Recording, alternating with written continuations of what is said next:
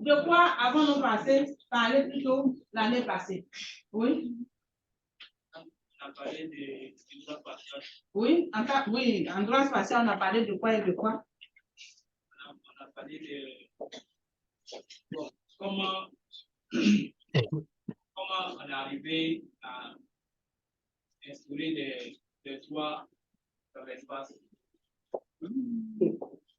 Bon.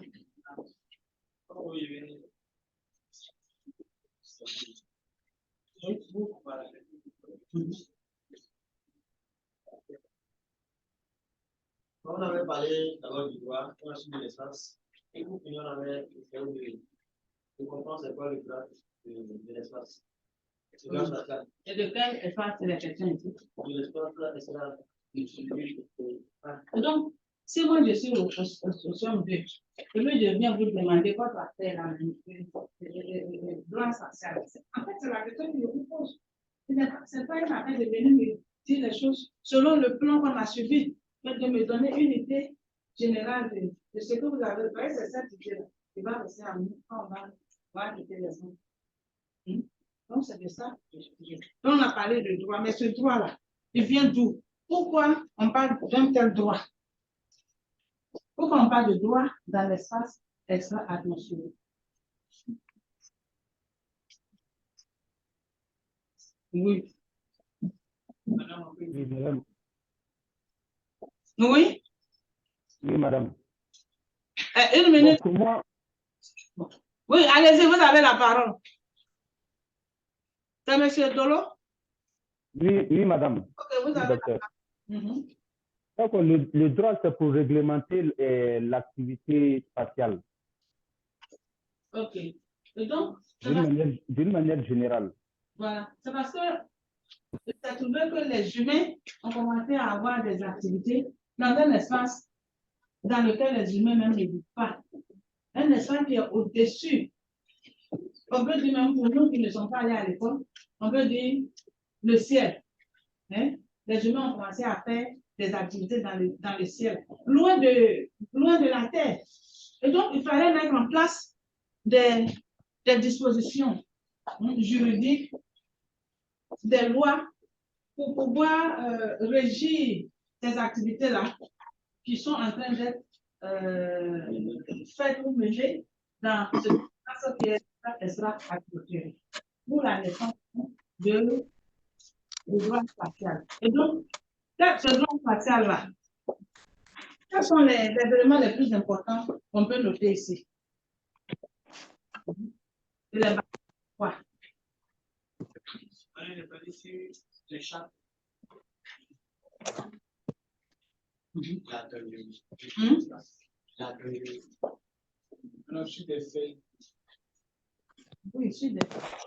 quand on parle de droit spatial, c'est quoi? Qu'est-ce qui constitue ce droit? Madame.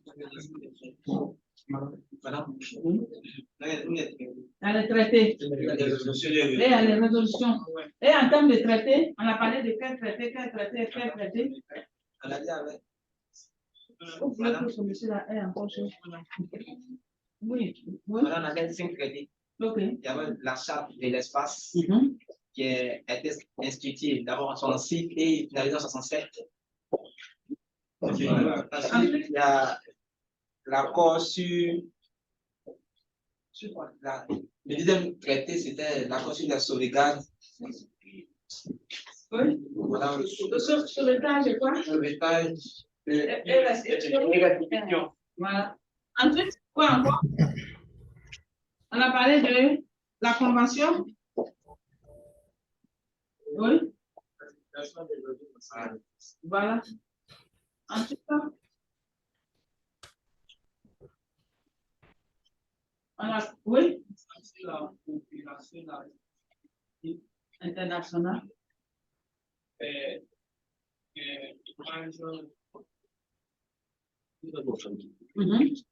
Responsabilité.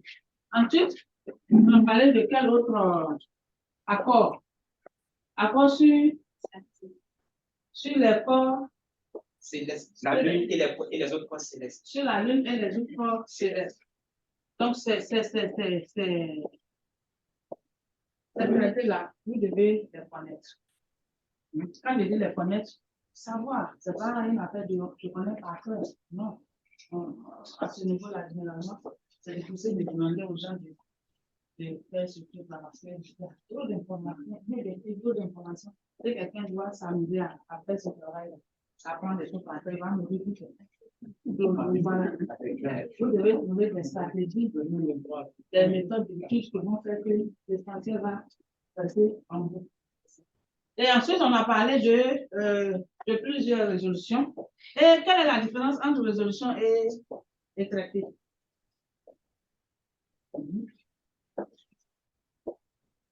On a dit traité, c'était l'enrichissement d'une résolution. C'est-à-dire, au départ, on disait les trucs. Maintenant, bon, le traité même, il est plus consistant que la résolution. Il n'est pas. Il a un pouvoir juridique, c'est-à-dire qu'il peut exercer une contrainte sur les États. Et ensuite, donc, la résolution, là, on a parlé de principes. On a parlé de quelques principes du droit. On a parlé de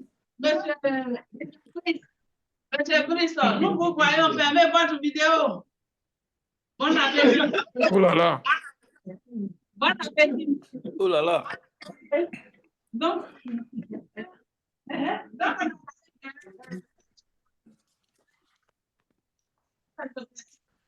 principe de liberté d'accès. Ensuite, principe de quoi encore? Principe de chef, laisse. Nous, on fait le coup. Principe de. Monsieur Brisson, fermez votre vidéo. Votre vidéo et votre micro. Fermez votre vidéo et votre micro. Donc, on a parlé de principe de quoi? Donnez-moi les principes, oui.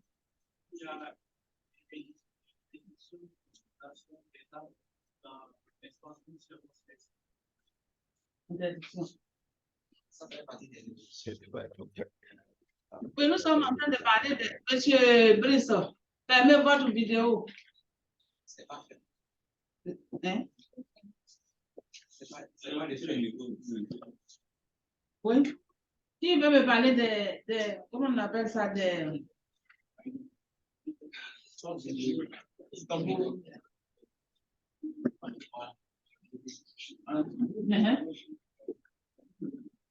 principes, on a parlé de principes de non-contamination, de non-interférence, et puis de quoi encore? Non-appropriation. Tout est suite. Le principe de libre accès, principe de responsabilité internationale, principe de quoi encore? Donner les principes. Conformité au droit international. Voilà. Le principe est particulièrement important. Pourquoi je dis ça? Parce que si le droit spatial n'est pas conforme, ou du moins ne va pas dans le sens du droit international, vous voyez qu'il y a un problème. Il y aura un problème. Parce que ce sont des États qui se rencontrent dans cette espace pour des activités assez particulières. Et donc, il faut que les choses qui vont se faire, les activités qui vont se faire dans cet espace assez particulier, soient des activités qui vont dans le sens de ce que le droit international demande. Donc, on a un ensemble de principes et on a un ensemble de. On a beaucoup de principes, mais dans le cours ici, on a parlé de 9 principes. Oui. Vous avez déjà fait les quiz? Ok. Et donc, on va continuer. Et je vous avais dit que ce droit qui est international, comment je vais dire ça?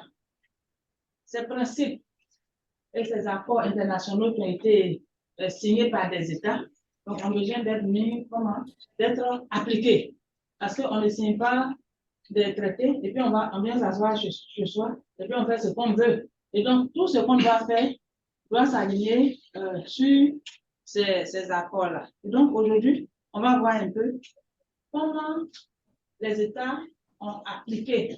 Quelles sont les dispositions que les États ont prises pour appliquer ces traités et comment le droit spatial, qui se veut d'abord international, comment ce droit-là a évolué pour, on peut dire, pour devenir comme un droit national et un droit privé dans certains cas.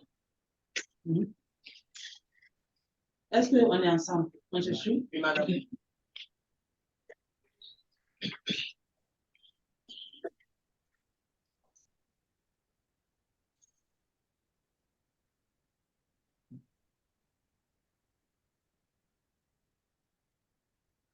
Et donc,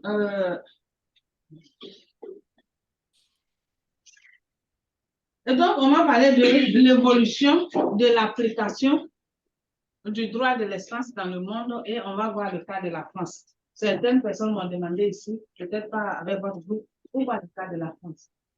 La réponse là. C'est notre meilleur. Non, je ne sais pas si on doit répondre dans ce sens-là. Non, mais c'est parce que la Côte d'Ivoire a un grand lien.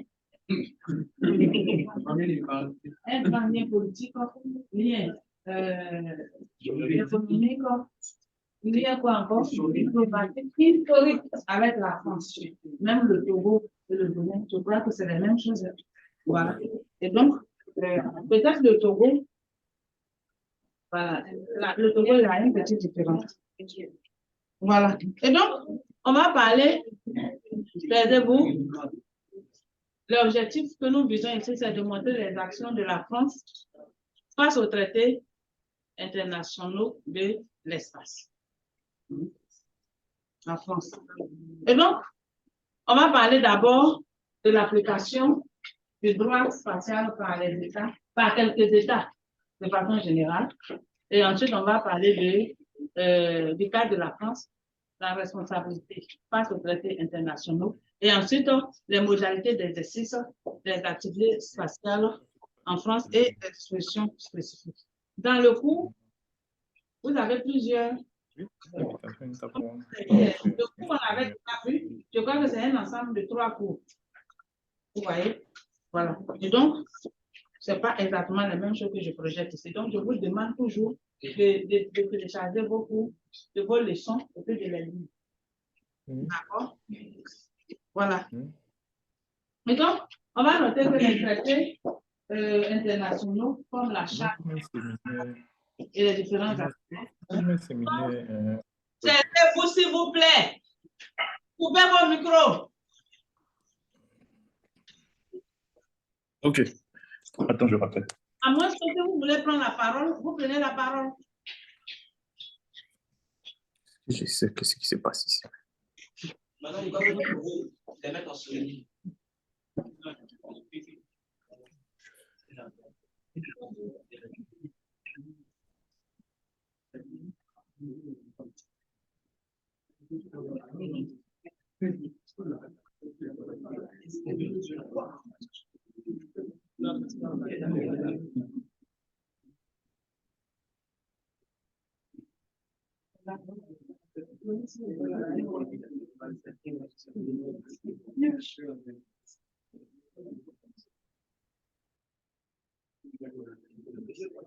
Ok, on peut continuer.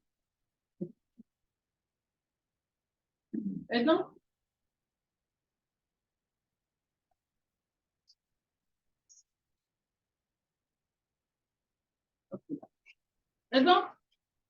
on a élaboré, dans le cadre du droit spatial, il y a eu des traités qui ont été élaborés et que sont ces traités-là qui constituent les principales sources du droit et qui réglementent donc les activités dans l'espace extra-atmosphérique. Alors, comment les États ont appliqué, ont mis en application ces traités? C'est ce que nous allons voir ensemble ici.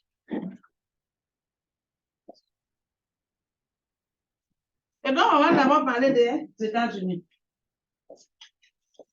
Et donc, déjà, dès 1958, les États-Unis ont mis en place un cadre biologique complet pour régir les activités spatiales. Ils ont d'abord créé en 1958 la NASA Act. Ça vous fait penser à quoi? La NASA. La NASA. Ensuite, la loi sur le commerce de l'espace.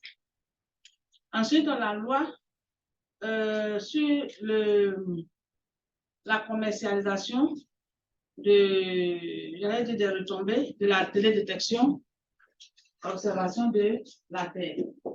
Ensuite, il y a la loi sur le commerce même de l'espace et la loi sur le tourisme, la promotion du tourisme de l'espace. Donc, vous voyez que en fonction des traités, les États-Unis ont élaboré des lois pour pouvoir eux-mêmes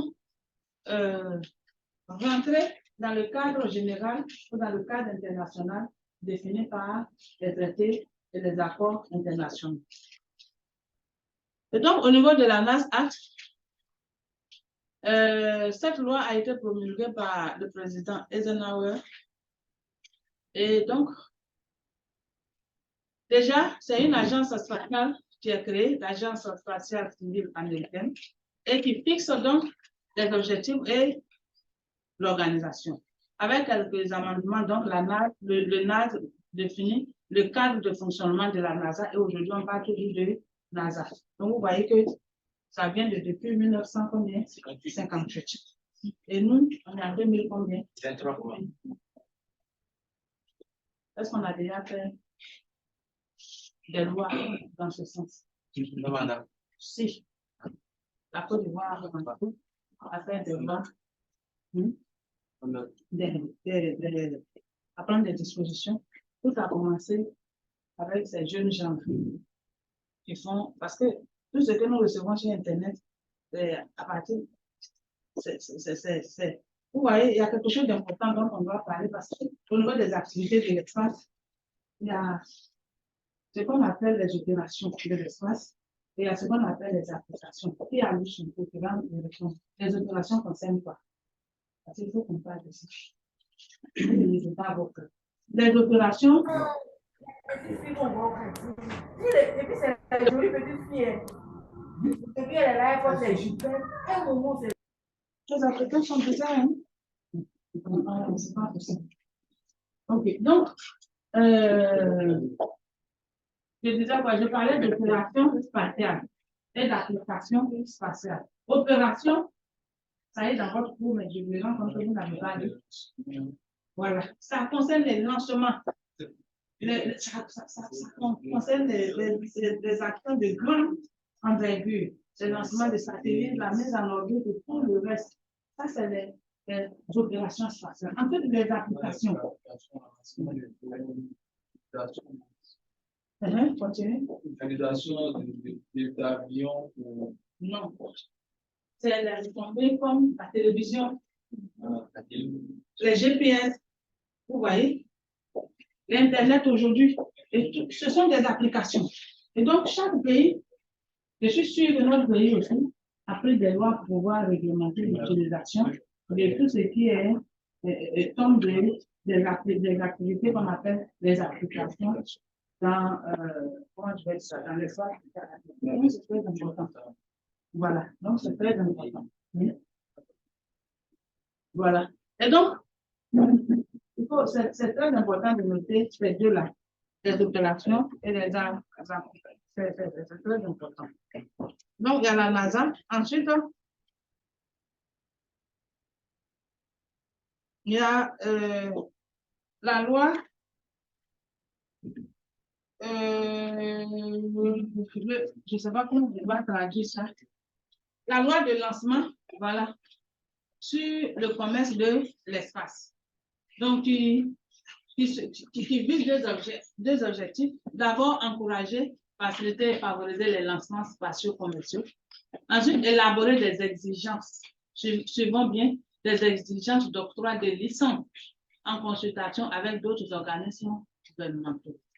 Et donc, la loi reconnaît le secteur privé aux États-Unis comme ayant la capacité de développer des lanceurs commerciaux, des satellites et d'exploiter les sites et les services de lancement privés. Donc, vous voyez que depuis 1984, on peut dire qu'ils ont libéralisé la chose.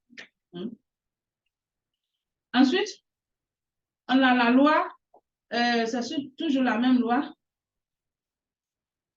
Donc, excusez-moi. Non. On a la loi sur la commercialisation de la télédétection d'observation de la Terre, qui se fixe des objectifs aussi, guider le gouvernement fédéral dans la prise en compte de la participation appropriée du secteur privé en fournissant un cadre pour la commercialisation progressive de la télédétection terrestre et en assurant la disponibilité continue des données aux gouvernements fédéraux. Ensuite, un autre objectif, c'est de maintenir le leadership mondial des États-Unis en matière de télédétection civile, préserver sa sécurité nationale et respecter les obligations internationales. Vous voyez que le coût même du droit, sincèrement, c'est un coût qui me plaît beaucoup parce que ça va dans le fond des choses. Tout ce qui sous-tend ce que nous faisons ici, ça va toucher ça un peu. Ensuite, réduire la durée et le montant des nouveaux investissements fédéraux nécessaires pour assurer la continuité des données, tout en réalisant plutôt la commercialisation de la télédétection civile. Ensuite, assurer un programme civil complet de la recherche, ça nous intéresse, du développement et de la démonstration, afin d'améliorer, taisez-vous s'il vous plaît, d'améliorer à la fois la capacité des États-Unis pour la télédétection de l'espace et l'application et l'utilisation de ces capacités, et interdire la commercialisation de satellites météorologiques en ce moment, c'est-à-dire en 1984.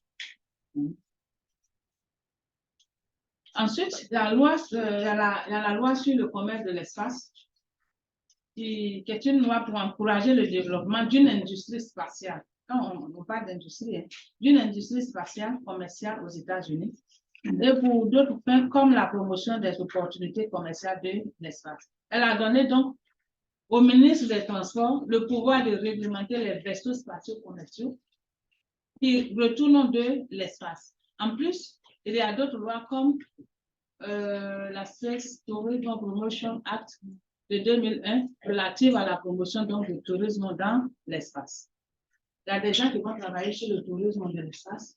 Donc, vous allez devoir développer cette affaire du tourisme de l'espace. Nous donner des éléments intéressants. Ensuite, on passe à la Russie. Dans votre cours, c'est plus développé dans les leçons. On est d'accord? Au niveau de la Russie, enfin, j'ai écrit Russie, mais en son temps, c'était quoi? Voilà. Donc, en Fédération de Russie, la conduite des activités est sous le contrôle des organes fédéraux du pouvoir et de l'administration spatiale. Au niveau des organes fédéraux, le Soviet suprême de la Fédération de Russie doit déterminer la politique spatiale. Et le président donc de la Fédération de Russie est quant à lui responsable de la mise en œuvre de la politique spatiale de la Fédération de Russie, y compris le Conseil des ministres. Vous voyez que c'est la magistrature suprême qui gère ces choses-là, dans ces pays-là. Dans ces deux premiers pays que nous venons de voir. Est-ce que c'est faux? Voilà. Et le gouvernement donc de la Fédération de Russie assure la supervision des activités spatiales, des instances de travail mandatés par les organes fédéraux pour l'exécution des activités sont créées. Et observez bien, dans l'agence spatiale russe qu'on appelle Roscosmos, qui est responsable du programme spatial civil. Ensuite, on a quoi? Force spatiale militaire. Les forces spatiales ou voilà, qui VKS, qui ont pour tâche principale de lutter la lutte anti-missile, et la collecte d'informations au moyen de satellites de reconnaissance. Donc, ça veut dire quoi? Tout ce qui se fait là-bas, les Russes ont quoi? Ont un contrôle. Ensuite, ce qui nous intéresse ici, c'est l'Institut de quoi? De recherche spatiale russe. Tant qu'on n'a pas créé ce genre d'institut, le développement ne peut pas se faire. Et c'est un des problèmes, des plus grands problèmes de quoi? Voilà. La recherche se cherche généralement. C'est vrai que des efforts sont faits, mais il y a beaucoup à faire encore. Et donc, en 1965, il y a des gens qui n'étaient pas encore nés ici, beaucoup même, peut-être aucun d'entre nous. Et par un décret du Conseil des ministres de l'Union soviétique sur l'appellation Institut de recherche spatiale de l'Académie des sciences de l'Union soviétique. Donc, vous voyez que ça a été créé, parce que si ce n'est pas créé, beaucoup de choses ne vont pas. Ensuite, on a parlé des deux pionniers, on va parler de quoi? De notre partenaire privilégié. Voilà, la France. Donc, après le lancement de deux premiers satellites russes en 1961, la France réalise un lance-satellite national et crée le Centre national d'études. Vous voyez, le Centre national d'études, c'est aussi un centre de recherche, d'études spatiales, le CNES, chargé de mener la politique spatiale de la France. Il se dote d'une véritable politique spatiale nationale. 4 ans après sa création, la France, en 1965, accède au rang de puissance spatiale avec la réussite du premier lancement de la fusée Diamant, qui place sur orbite le premier satellite français, la capsule technologique A1, qu'on appelle quoi? Apéris. Donc, vous voyez que la France est très rapidement rentrée dans le groupe des... Vous avez vu votre cours, si vous avez vu votre cours, on n'est pas encore arrivé là-bas, donc je ne vais pas mettre la charrue avant les deux mains. Pour quelqu'un qui a lu ce cours, il devrait savoir c'est quoi une puissance spatiale. Tous les États ne sont pas des puissances spatiales. Et donc, on continue.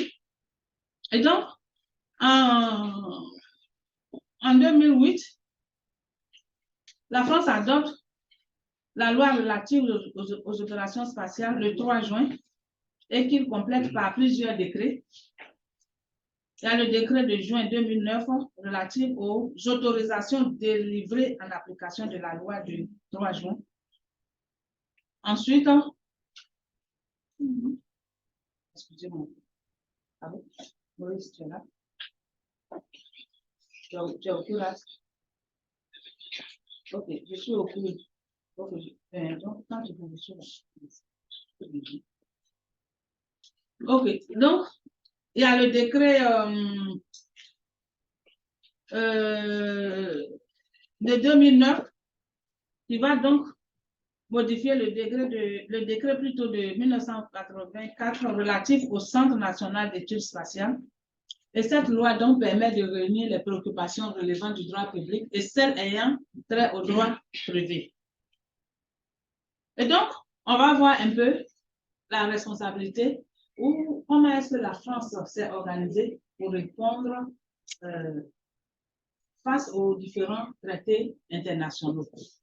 Et donc, on va parler de la responsabilité de la France face au traité de l'espace. Et donc, selon, s'il vous plaît, tout le monde a des portables ici, suivez le cours. Après, vous allez dire qu'il y a des choses pour en aller.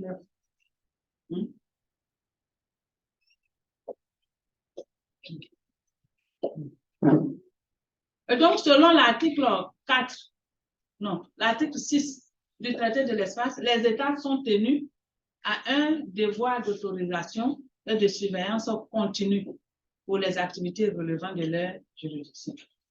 Donc, ça veut dire quoi? Tout État qui veut mener, ou du moins tout État doit prendre des dispositions pour régir, surveiller, pour faire des autorisations selon vous, les autorisations dont il est question ici, là, pourquoi on parle d'autorisation ici? Hein? Je vous ai parlé de la dangerosité de l'espace extra-atmosphérique. Et donc, quand un ressortissant de chez vous, là où nous sommes là, vous voulez aller dans l'espace. Est-ce que vous allez vous lever un jour comme ça et puis vous rentrez dans l'espace? Non, non. Donc, un État normal se doit de surveiller et de donner des autorisations. Pourquoi ces autorisations? Parce qu'en cas de cas, comme on le dit toujours, souvent en Côte d'Ivoire ici, en cas de cas, les parents vont venir voir qui? Le président. Et le président va dire, non, l'enfant partir, on ne savait pas. On va appeler ses ministres. Est-ce que vous savez qu'il y a un enfant ivoirien qui partait là-bas? On va dire. Donc, vous voyez, l'État se doit de donner des autorisations. Je crois qu'il y a un groupe qui doit travailler sur ça. Oui, bon, autorisation, je ne sais pas, mais il y a des choses. On va voir tout à l'heure. Voilà. Donc, on doit surveiller parce que ce sont des activités d'une haute importance. Hein? Ils ont un caractère tellement stratégique que on ne peut pas se lever comme ça. Et puis d'ailleurs, on vous a dit que n'importe qui peut aller dans l'espace, mais il faut qu'il y ait quoi? Une surface financière. Il faut qu'il y ait les moyens financiers. Alors, si vous voulez aller sur la Lune, il faut des autorisations. Il faut des quoi encore? Des assurances. Il y a un groupe qui doit travailler sur les assurances. Donc, il faut des choses, vous voyez, tout ces choses, on ne peut pas développer ça ici. Donc, c'est dans les exposés là que vous donnez, vous développez. Et donc, depuis, dans ce cadre-là, donc, depuis, dans le cadre de cet article, depuis 1961, la France assume cette responsabilité via des organes publics nationaux comme le CNES, et puis ou le CNET, ou internationaux comme le TELSAT, Intelsat, METSAT ou les intervenant soit directement en tant qu'opérateur de systèmes spatiaux placés sous leur responsabilité ou soit en confiant cette gestion à des exploitants industriels et commerciaux sur lesquels il exerce une autorité. Et donc, c'est comme si la France lègue une partie de son pouvoir à des structures, soit nationales ou bien internationales, ou bien à des structures, j'allais dire, privées. Donc, vous voyez que le droit spatial international en train de prendre des aspects nationaux et privés. Voilà. La libération donc du secteur spatial amène à repenser la nature du lien juridique existant entre ces nouveaux opérateurs et l'État français avec la question de la mise en place d'un système public pour autoriser et surveiller ces activités. Si moi j'ai par exemple les moyens d'aller dans l'espace, il doit d'abord prendre une autorisation au niveau national. C'est ça? Maintenant, si toi-même, tu veux te lever comme ça. Je dis que j'ai mon autorisation au niveau national. Réveillez-les, ceux qui dorment. Ils sont assez dormis. Levez-vous. Et puis, les plus jeunes, levez-vous. Levez-vous. Juste une minute, je vous. C'est vous. Vous êtes parti. Avec beaucoup de matin. Voilà. Voilà, je sais que j'ai pris mon autorisation au niveau national, c'est-à-dire au niveau de la Côte d'Ivoire. Maintenant, c'est pas la pause. L'autorisation au niveau international, est-ce que c'est moi-même qui prends l'autorisation bien au niveau international? Est-ce qu'on a parlé d'une autorisation au niveau international? C'est la Côte d'Ivoire qui s'organise. Si la Côte d'Ivoire veut faire des activités dans l'espace, la Côte d'Ivoire dépend d'élaborer des lois. Donc, les Ivoiriens qui veulent aller faire des activités dans l'espace, c'est comme quand vous voulez faire une exploitation minière. Hein? On vous donne un permis minier. Donc, en fonction de la structure qui sera mise en place pour régir ces activités-là. Toute personne, tout groupement qui veut aller sur toute industrie qui veut aller dans l'espace, ils vont passer voir cette. Même pour aller en Israël, ceux qui vont en Israël, je ne parle pas de ceux qui sont toujours sur Internet pour aller d'Israël, ils n'ont rien compris là. Je ne parle pas d'eux. Mais il y a des gens qui veulent aller en Israël. Voilà, il y a comment on dit ça?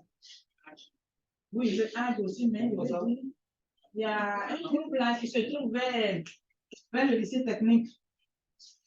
Le ministère de quelque chose de culte. Il y a une structure qui a été l'État à la direction des cultes. Vous devez aller dans des papiers qu'on vous demande de réunir et tout ça. Donc, c'est la même chose.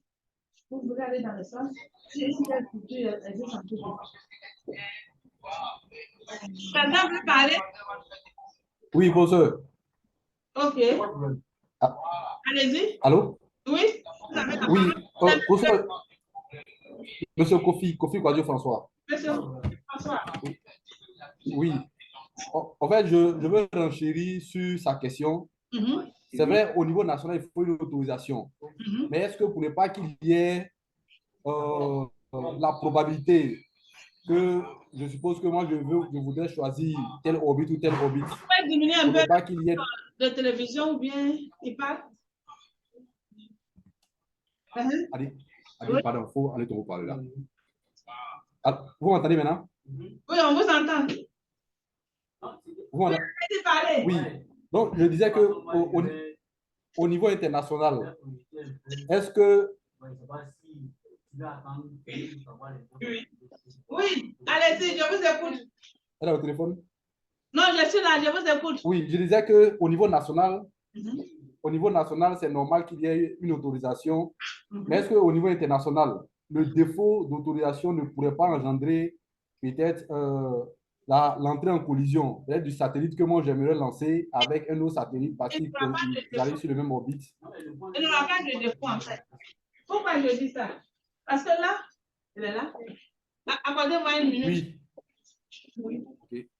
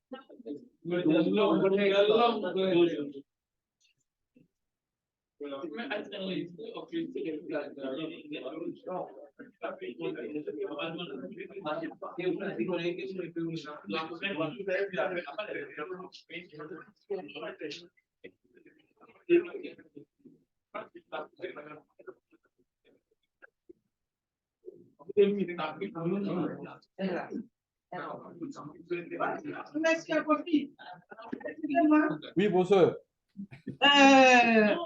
Je disais qu'il n'aura pas de défaut de, comment on appelle ça? Il n'aura pas de défaut de, par rapport à une autorisation internationale, parce que quand la Côte d'Ivoire vous donne, s'il vous plaît, ensuite, quand la Côte d'Ivoire vous donne l'autorisation, ça veut dire que quoi? Pour que la Côte d'Ivoire puisse donner, oh mon Dieu, pour que la Côte d'Ivoire puisse donner une autorisation à un ressortissant ivoirien pour aller mener des activités dans l'espace, ça veut dire que la Côte d'Ivoire a pris toutes les dispositions. Pourquoi? Parce que vous avez vu la loi sur l'immatriculation. Si ce monsieur veut aller dans l'espace et qu'il a conçu soit un satellite ou bien il a payé auprès des Israéliens, c'est un exemple que je prends, mais il faut que ce satellite soit immatriculé. Il faut que toutes les informations qui concernent son satellite soient données au secrétariat de l'ONU. Et donc, tous les États qui sont dans l'espace sont informés. Et d'ailleurs, la Côte d'Ivoire n'a pas de lanceur. Et donc, il sera obligé, on a vu quoi? La loi sur le lancement, l'état de lancement. Et donc, il faut que la Côte d'Ivoire ait déjà une collaboration avec la France pour utiliser Ariane 6, le lanceur Ariane. Et donc, vous voyez qu'il n'aura pas de collision. Mais seulement, même s'il a des satellites, il a tout, il faut que la Côte d'Ivoire lui donne une autorisation. Donc, est-ce que c'est bon? Okay. Est-ce qu'on se comprend? Oui, pour ça, c'est bon. OK. Un complément? Oui, allez-y. Vous voulez ajouter quelque chose encore? Oui. OK, allez-y. Oui. En fait, je veux dire que dans ces conditions-là, on entend très souvent parler de satellites espions. Pour ces cas particuliers-là, c'est quoi le process? Il doit forcément demander une autorisation. Est-ce que dans ces conditions-là, on pourrait les appeler encore satellites espions? Pardonnez, reprenez parce qu'il y a quelque chose qui a fait que je n'ai pas suivi. Oui. Prenez votre argumentation. Je disais qu'on parle souvent de satellites espions. Oui. Est-ce que si une structure doit demander une autorisation et qu'à l'international, peut-être que ça pourrait donner les informations sur la position de satellite là, est-ce qu'on pourrait appeler cela satellite espion? Ou bien il y a un autre mécanisme pour avoir ces autorisations? Je ne comprends pas bien la question. Je ne comprends pas. Oui. Je pense que je comprends la question. OK. Il y a des satellites, satellites espions pour espionner peut-être une base, peut bien une petition en conflit. Maintenant, si on doit informer tout le monde qu'il doit avoir tel ensemble de satellites, est-ce qu'on pourra parler de satellites espions à ce moment? Puisque tous les autres pays doivent être informés de ce qu'on fait. La position d'esprit, les comprendre. Ils veulent rassurer parce que. Ah oui, mais parce qu'il y a des États qui ne fournissent pas les informations. Hein. Dans la partie de l'organisation, Oui. tous les États qui. On avait dit qu'il y a 40 États seulement qui avaient signé le traité. Il y a des États qui. Vous voyez, non? Tous ceux qui ont. Si on parle des satellites espions, c'est que il y a des gens qui n'ont pas déclaré. Il y a des gens, M. Kofi, il y a des gens qui ne déclarent pas. Oui. Tel que le traité le demande.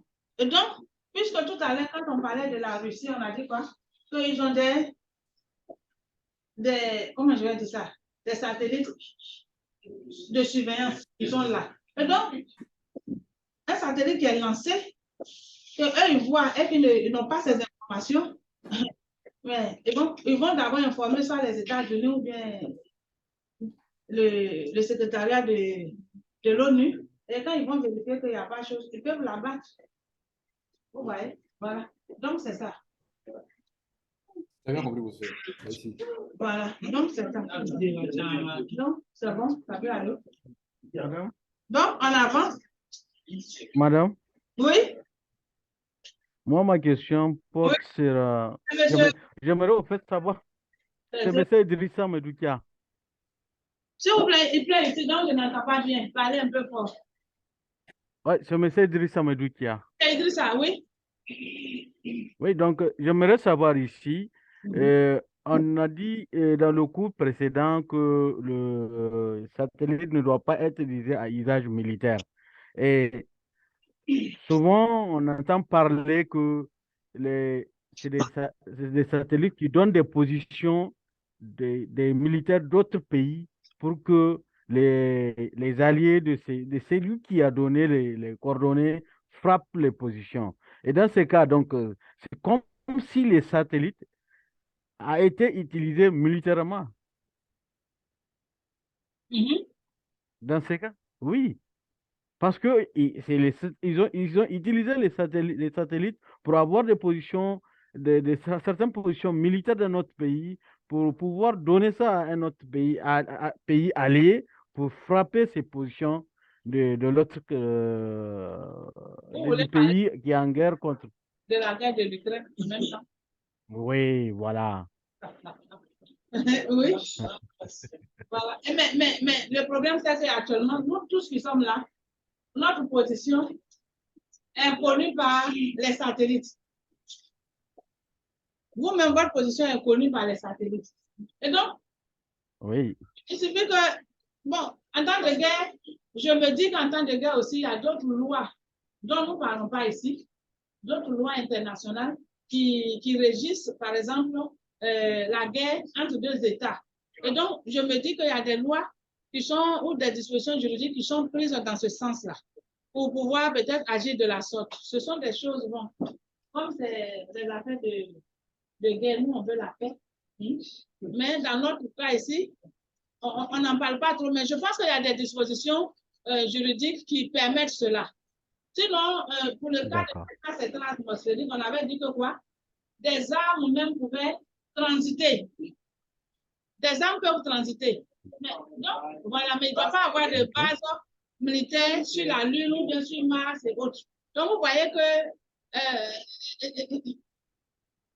il y a quelque chose déjà, si ça peut transiter. Si par exemple, je suis venu que j'ai fait 2 jours sur Mars, mais je n'ai pas dit que je vais faire une base militaire là. Est-ce qu'il y a une base militaire? Je suis en transit. Donc, vous voyez que donc, tout ça, c'est des choses, je pense qu'il y a d'autres lois qui, dans le cas du droit pénal, du droit de ces droits qui régissent les guerres, dont nous ne parlons pas ici. Mais avec les GPS, le satellite est là-bas, il envoie les informations. Ça dépend de comment on va traiter ces informations et qu'est-ce qu'on veut en faire.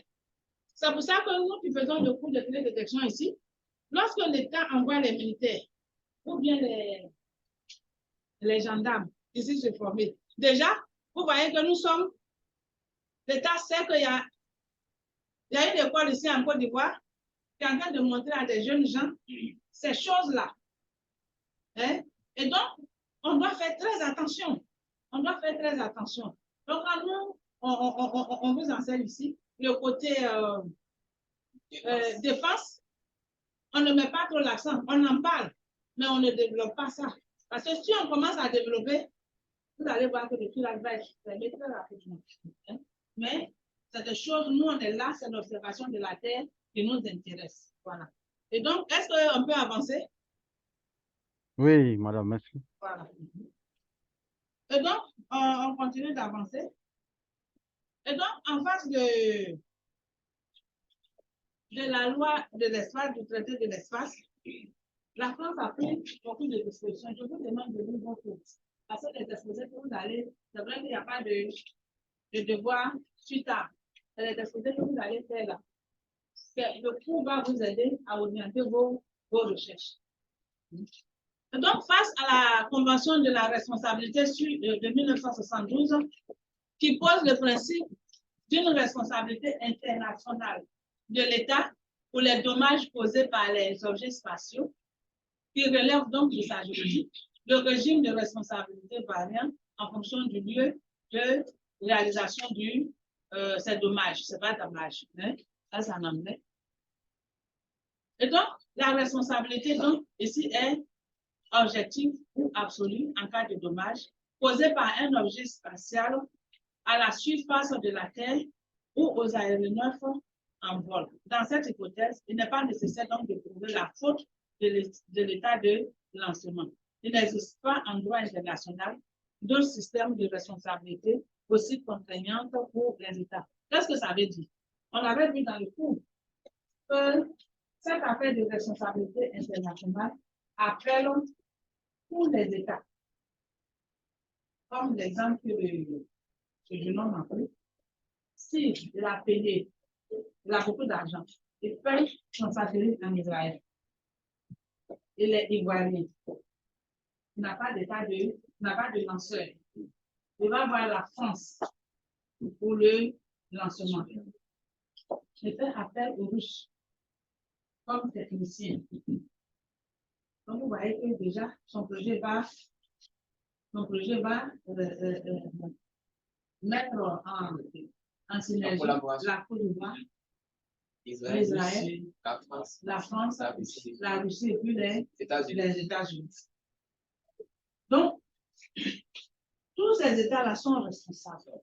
S'il y avait un problème, tous ces États sont responsables. Et puis d'ailleurs, si jamais dans son engin, il y a des humains qui ont été envoyés donc, pour une mission, on appelle ces humains-là, comment on les appelle? Les astronautes. Des patriotes ou encore des envoyés de l'humanité. Des envoyés de l'humanité. S'ils ont un problème, s'ils sont en détresse, ce n'est pas seulement ces 5 pays-là qui ont pour devoir de ramener ces envoyés de l'humanité sur terre. Si Israël, non, si la Chine a la capacité de les ramener, la Chine va le faire. Donc, voilà. Au niveau donc de la France, ils ont pris des dispositions. Donc, la France a pris des mesures de toutes les conséquences qui impliquent pour lui cette responsabilité internationale absolue dans le domaine spatial. Cette responsabilité supportée par l'État du fait d'autrui peut justifier à elle seule un encadrement juridique spécifique des activités concernées. Donc, au plan national, il y a un décret, donc le décret du 14 de mars 1994, qui confie donc la mission interministérielle de surveillance de l'espace au commandement de la défense aérienne et des opérations aériennes, qui relève donc du chef d'état-major de l'armée de l'air et qui doit fournir aux autorités gouvernementales les éléments de la situation spatiale et aérienne leur permettant de prendre des décisions prendre les décisions qui leur incombent.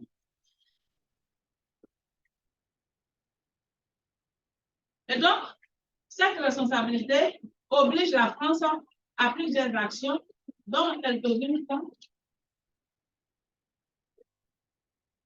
appliquer donc une obligation de licence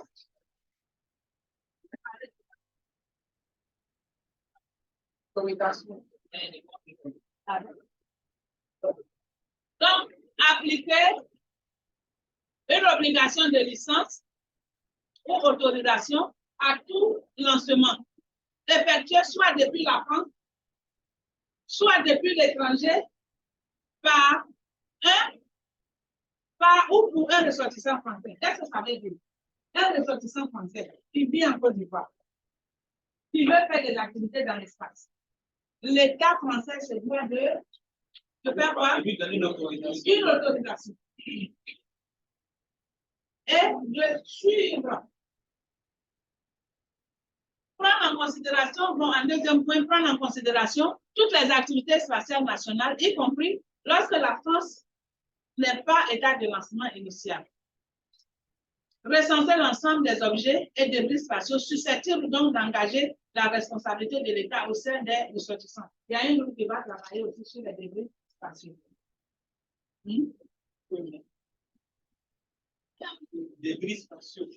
Oui. Ça veut dire que c'est la France qui va lui dire. La France, c'est bien. On appelle permis, mais quel est le pays dans lequel nous sommes? Parce que pourquoi la France fait ça? Parce que s'il y a un problème dans l'espace, la France se doit d'agir, d'assurer sa responsabilité. L'État en question, normalement, l'État devait donner l'État, si c'est un Français qui vit en Côte d'Ivoire, la Côte d'Ivoire devait donner, si c'est à partir d'ici que certaines choses doivent se faire, la Côte d'Ivoire doit aussi donner une autorisation, une licence. Oui. Donc, le pays n'a pas vraiment de prendre les protestes. Tant qu'il y a un pays qui se porte garant, on la semaine. Non, non, non. Tous les pays sont importants. Tous les pays, en fait, tous les pays doivent se doter de lois, de surveiller et pour autoriser. Pourquoi? Le Français qui vit en Côte d'Ivoire, s'il commence ses activités, il y a un problème, la Côte d'Ivoire est touchée. Donc, à la Côte d'Ivoire, je prends ces dispositions pour surveiller.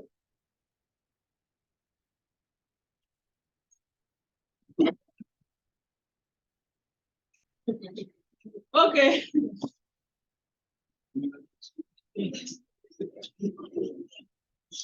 Ensuite,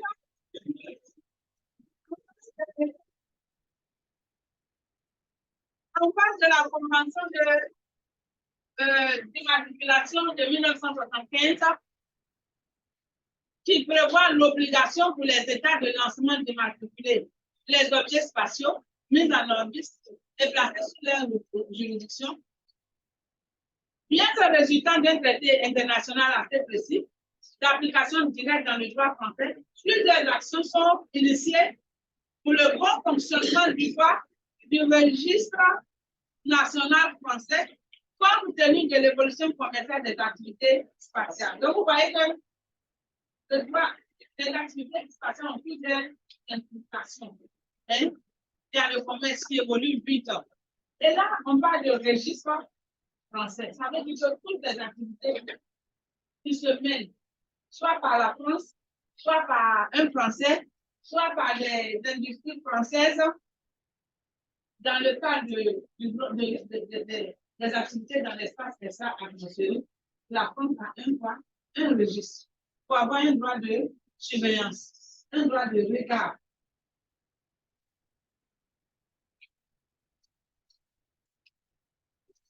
Et donc, il y a quelques actions, il y a plusieurs actions, mais par exemple, la France a élaboré un texte didactique décrivant dans le détail la procédure d'immatriculation.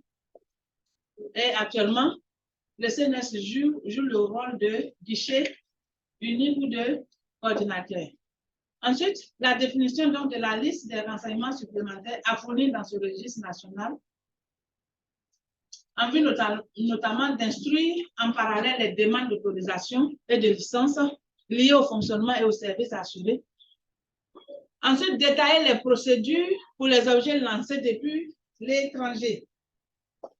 Si un Français est impliqué dans un lancement en Chine, il faut que la France ait les procédures. Si la France a une objection, elle va envoyer des experts sur place.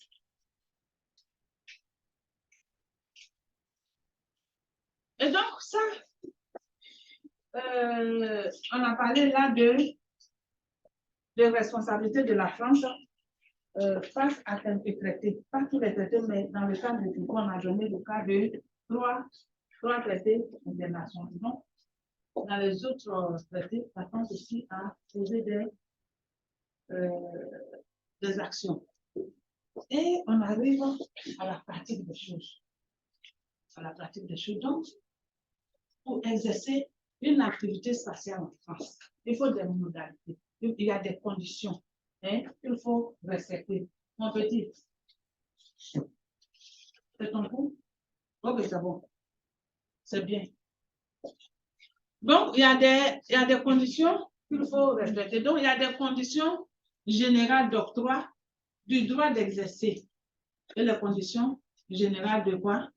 De l'immatriculation. Donc, en France, autoriser une activité spatiale implique d'une part d'analyser les qualités propres du demandeur.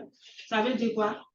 Les qualités propres, il y a son statut, il y a sa solvabilité, il y a ses garanties, ses antécédents éventuels, et d'autre part, examiner les critères relatifs à la nature de l'activité envisagée. Donc, vous allez faire une activité, vous êtes français, ou bien vous êtes une firme française, vous êtes en Côte d'Ivoire ou bien ailleurs, on va regarder vos qualités propres. Est-ce que vous êtes solvable? Quelles sont vos garanties? Et ainsi de suite. Donc, les qualités propres du demandeur vont concerner un certain nombre de choses. Sa nationalité. La nationalité du demandeur, de ses dirigeants et des actionnaires principaux, sous réserve de règles de non-discrimination. Est-ce que vous lisez ça? La nationalité de tous ceux qui sont impliqués dans le projet. Les qualités propres du demandeur, les garanties propres plutôt, c'est de s'assurer que le demandeur aura plutôt, en toutes circonstances, les moyens financiers, techniques et humains d'honorer ses engagements sur la durée du projet spatial. Cela concerne donc sa solvabilité, son statut juridique, son ancienneté et autres. Ensuite, l'antécédent du demandeur. Est-ce que, par exemple, dans un autre projet passé, il n'a pas respecté ses obligations? Est-ce qu'il fuit ses responsabilités? Alors, côté de son ancienneté, il soit par là. Ah, si toi, par exemple, c'est une structure que tu viens de créer en Côte d'Ivoire en 2022, par rapport à une structure qui existe en Côte d'Ivoire depuis 1994, qui a l'habitude de traiter avec, ils le connaissent, Mais toi, c'est comme, voilà, qui es-tu? Et on va te donner. Ils vont regarder d'autres choses. Ils vont se donner mes voix de plus regardant. Voilà. Parce qu'on va aller taper leur nom là-bas. Ensuite, la nature de l'activité envisagée englobe donc les critères techniques, les conditions liées à la sécurité, à la défense nationale, les risques et responsabilités de l'État. Et ces activités donc demeurent, les activités de l'espace demeurent très complexes, coûteuses et risquées. Elles peuvent engendrer une responsabilité absolue de l'État. Elles doivent ainsi justifier la nécessité d'un agrément technique préalable à délivrer sous le contrôle des pouvoirs publics afin d'en apprécier les risques et les prévenir. Donc, le contrôle est indispensable vu les responsabilités de la France. Ensuite, on a les conditions liées à la sécurité et à la défense. Ces questions relèvent donc de la compétence du secrétariat général de la défense. L'exploitation des systèmes spatiaux et des technologies associées est soumise à une réglementation spatiale dans le cadre des procédures de la Commission interministérielle pour l'étude des exportations de matériel de guerre.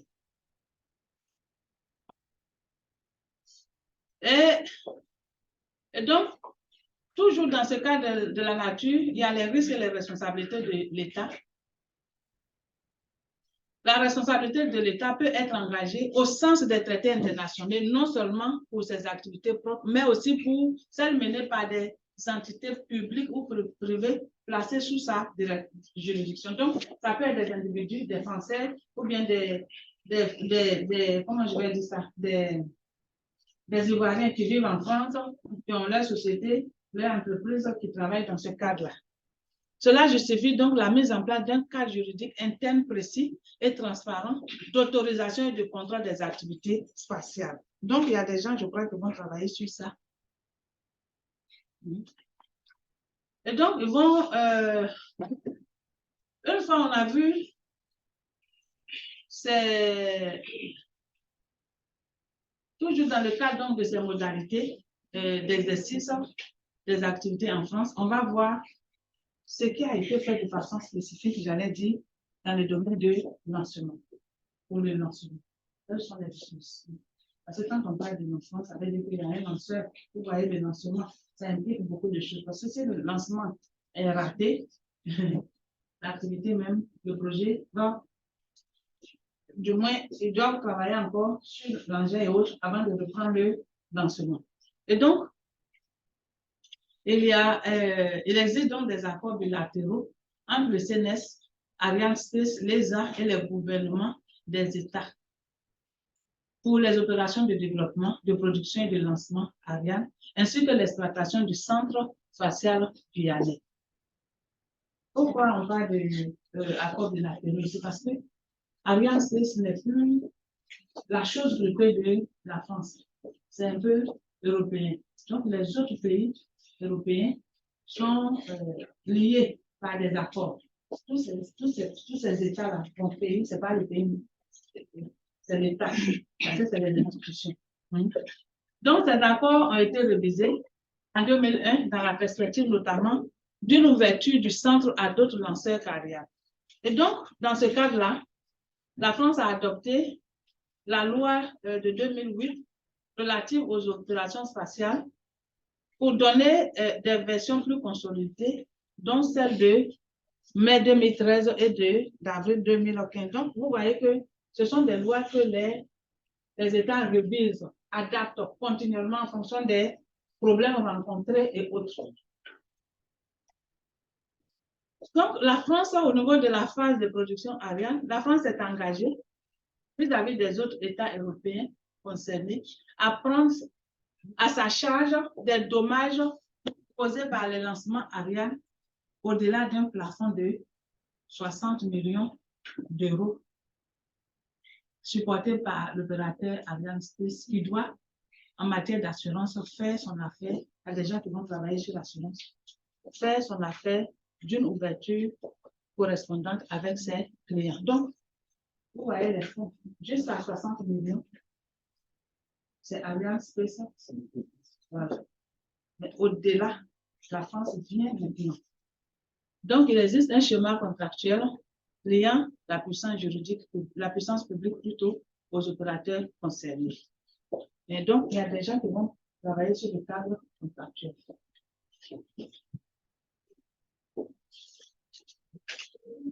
Donc, il y a les dispositions donc spécifiques, toujours pour les services de lancement.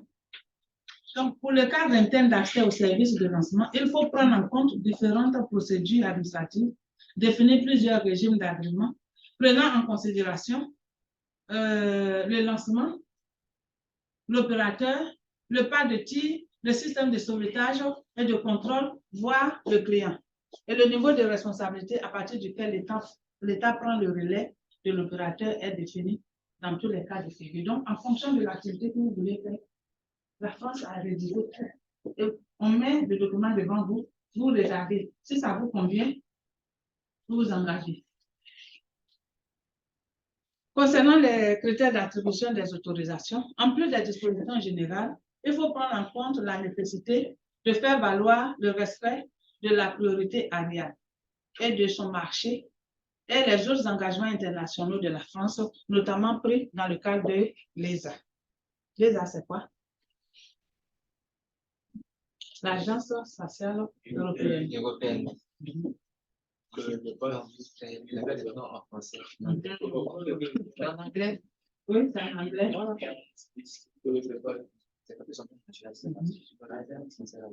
Agent quoi?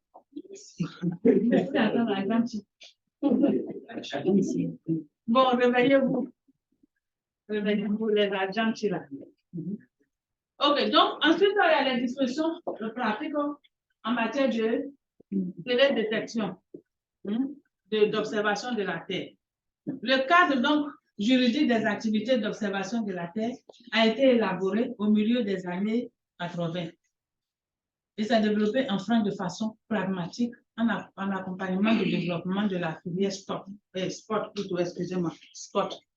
Un rapport du groupe ministériel, interministériel plutôt, sur la politique de diffusion des données d'observation de la Terre à partir de l'espace, publié en 1995, sous l'égide du ministère chargé de l'espace, présentait une synthèse du cadre juridique et institutionnel et des pratiques en vigueur dans ce domaine. Donc, l'évolution technologique va à la très haute résolution. Est-ce que c'est faux?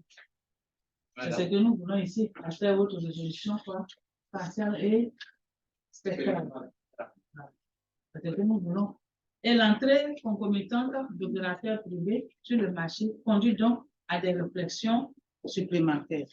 Donc, dans ce cas-là, les choses évoluent vite, nous sommes à la très haute résolution. Vous êtes d'accord avec moi? Si on ne fait pas attention, on peut nous voir dans nos maisons. Madame, on nous voit déjà, mais on cache. Si c'est nécessaire, si vous voulez jouer au dur, on peut faire sortir ça et puis on vous l'appelle dans une chambre pour faire bien carré. Et puis on vous montre.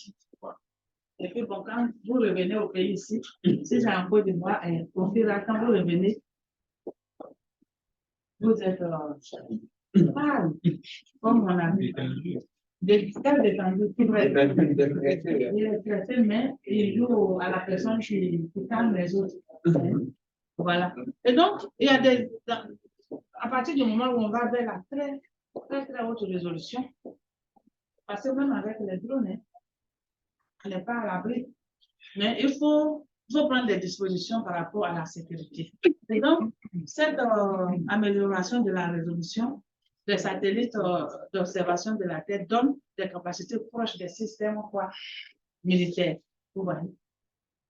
Et donc, elle implique de veiller à ce que cette activité ne mette pas en cause les nécessités de la sécurité nationale et des accords internationaux de défense, ni ne conduise à des utilisations illicites. Donc, des textes sont rédigés à ce effet.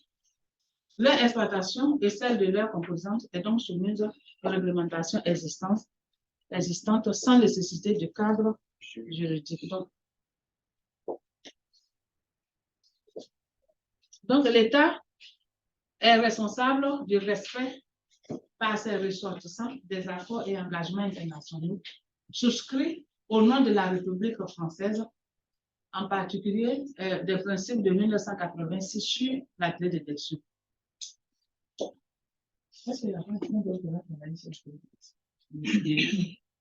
Le respect de ces principes a été jusqu'ici satisfait par les systèmes d'observation publique grâce à une obligation de catalogue d'accès aisé permettant la plus grande transparence sur les données disponibles et leurs conditions. Donc, vous voyez que même tout ce que nous avons en ligne, tout ça est contrôlé. Et sans ce contrôle, les gens peuvent faire n'importe quoi. Et ce catalogue est obligatoire et étendu. Obligatoire. Hein?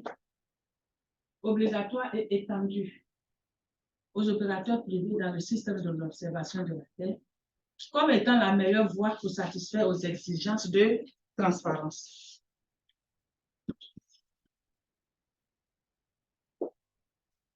Bon. Ça, je crois que j'ai déjà parlé de ça.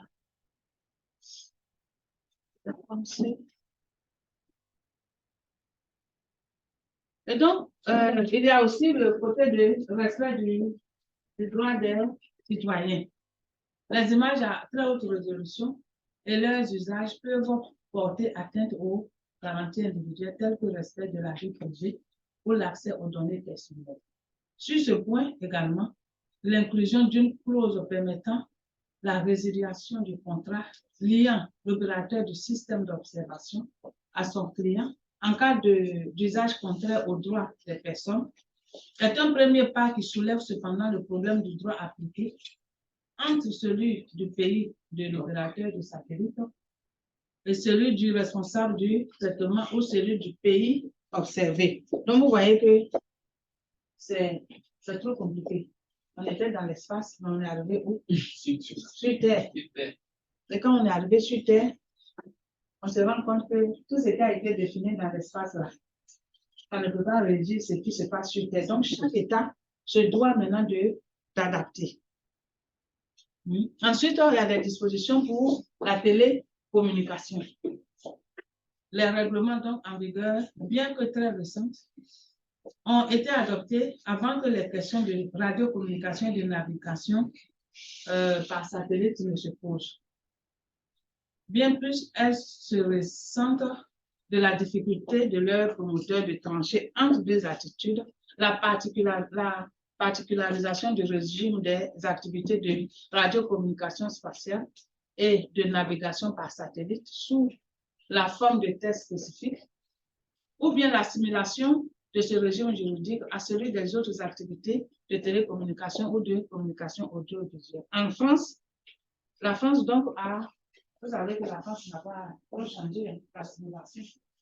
On avait voulu que nous soyons pas assimilés pendant la colonisation. Donc ici, ils vont juste adapter, ils vont utiliser des textes qui existent déjà et essayer juste de l'adapter.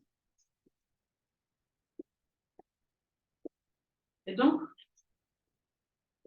voici.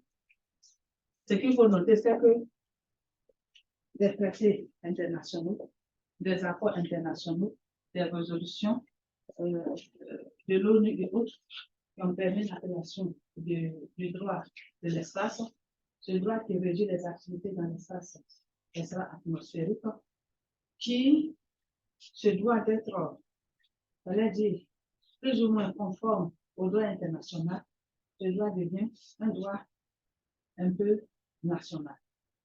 Et donc, chaque État qui veut faire des activités dans l'espace se doit donc d'élaborer des textes, des licences, des cadres, des cadres d'assurance, des licences, d'autorisation de surveillance pour que ces activités-là se passent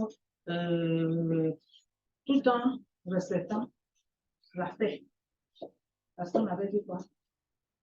que l'espace intra-atmosphérique doit être exploré et exploité pour le bien de l'humanité. Donc, toujours, il faut rechercher la paix. OK. Donc, voilà. On va se reposer un peu. Il est quelle heure? Il est 16h. Combien? On a 10 minutes de pause, puis on revient. On est ensemble. On est là jusqu'à 7h30.